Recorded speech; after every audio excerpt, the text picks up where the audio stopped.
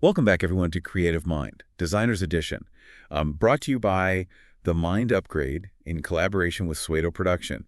Today, we're going to be looking at how mindfulness can boost creativity, and we're going to be focusing this specifically on designers. Yeah, it's interesting how these practices that we usually associate with relaxation and de-stressing, things like meditation, can actually lead to new ideas and better problem solving.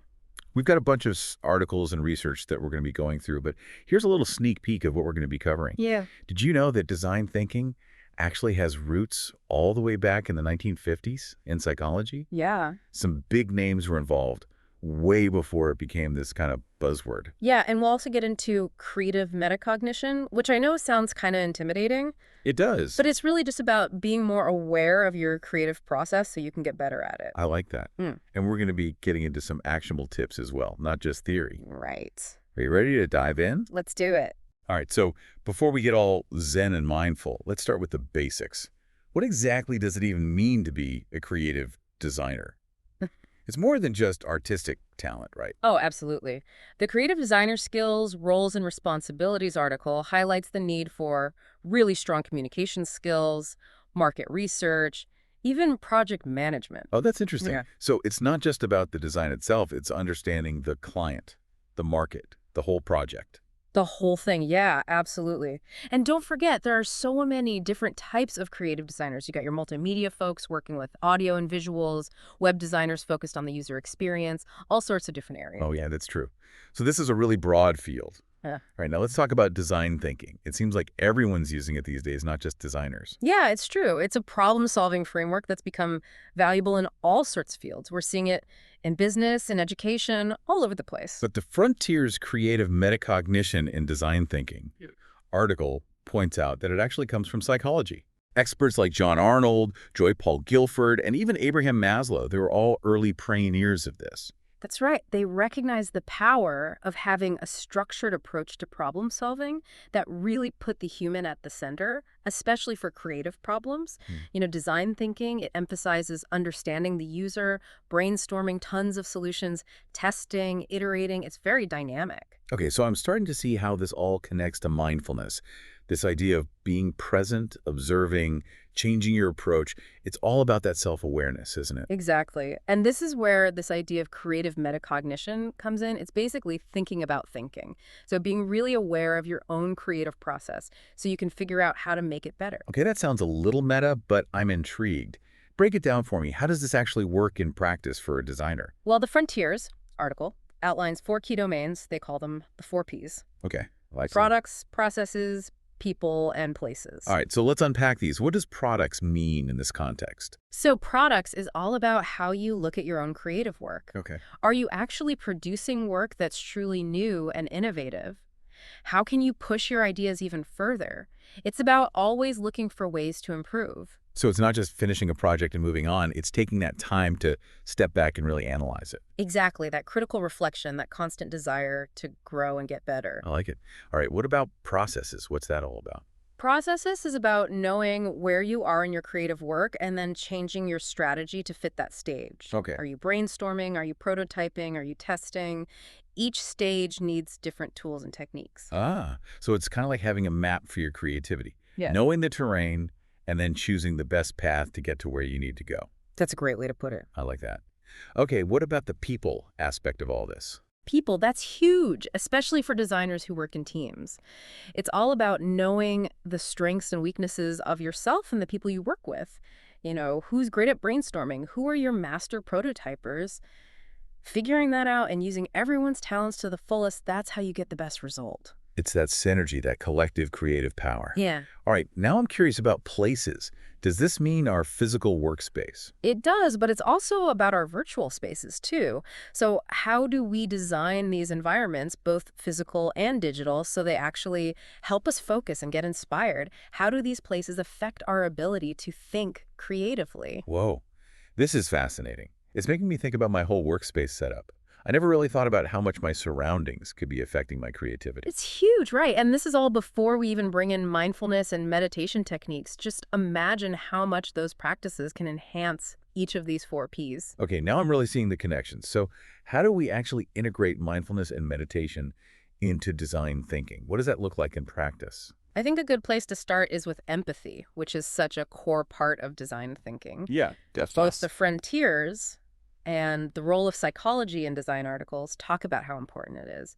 You really need to get inside the head of your users. Mm. Understand their needs, what motivates them, what their pain points are, if you really want to design solutions that are actually effective. Yeah, and that's where mindfulness can really come in handy, right? Yeah. It helps us be more attuned to all those little cues to really see and hear what our users are experiencing. Exactly. It helps you be more present, more observant, which is super important during user research. You're not just collecting data points, you're building a real connection with the user. Right. It's about connecting on a human level, seeing things from their perspective. Okay, so let's talk about meditation.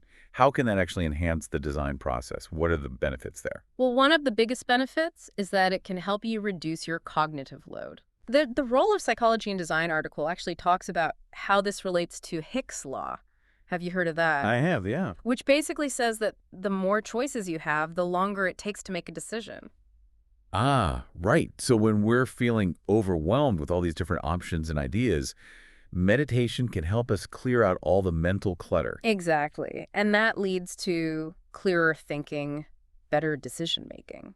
That's so helpful. So we're making better decisions, but what about actually coming up with those ideas in the first place? Right. Well, that improved clarity I was talking about actually leads to better focus and concentration, too, which means you can really dig deep into the problem and explore a wider range of solutions. Ooh, I see. So that's really valuable during brainstorming sessions when you're trying to come up with those fresh, innovative ideas. Mm, Meditation can help us break out of those mental ruts we can sometimes get stuck in. absolutely. And those mental blocks we were talking about earlier? Meditation is great for building self-awareness, too, which is key to understanding your strengths and weaknesses as a designer. So it's about recognizing those tendencies, knowing what we excel at, Yeah. and also recognizing those areas where we might need to bring in some help, collaborate with others. Yeah, exactly. And we can't forget about the importance of emotional regulation, especially in a creative field. The design process, it can be full of ups and downs. Definitely a roller coaster. Yeah, meditation can help you ride those waves a little smoother with more resilience. It's about staying calm and centered when things get tough, when you hit those inevitable creative blocks. Absolutely. We all experience those blocks. It's how you respond that matters. So we've talked a lot about the theory. Are you ready for some practical tips to actually bring mindfulness into your design process? Oh, absolutely. I was going to say, this is all great, but I'm itching to hear those actionable tips. Lay it on me. All right, so tip number 1, we're going back to empathy, mindful observation. Okay. Remember how we were talking about how important empathy is for design thinking? Well, this is where that comes in. It's about being completely present during those user research sessions. So really listening to what your users are saying, but also paying attention to what they're not saying. Right. Exactly. Paying attention to all those little things, body language, their tone of voice, facial expressions, all of that. It can give you so much insight. It's like becoming a detective, picking up on those tiny details that can give you a much deeper understanding of what the user really needs and wants. Love that analogy. Right. Tip number 2, mindful ideation. This is all about giving yourself dedicated time for focused brainstorming. So no distractions, just giving your full attention to generating those ideas. Yes, creating a space, mentally and physically, where you can be your most creative. Try out different techniques like free writing, mind mapping, or even just sketching things out. Whatever helps you get those ideas flowing. Getting those ideas out of our heads and into the world. No judgment, no self-criticism at this stage. Exactly. Okay, next up. Mindful prototyping.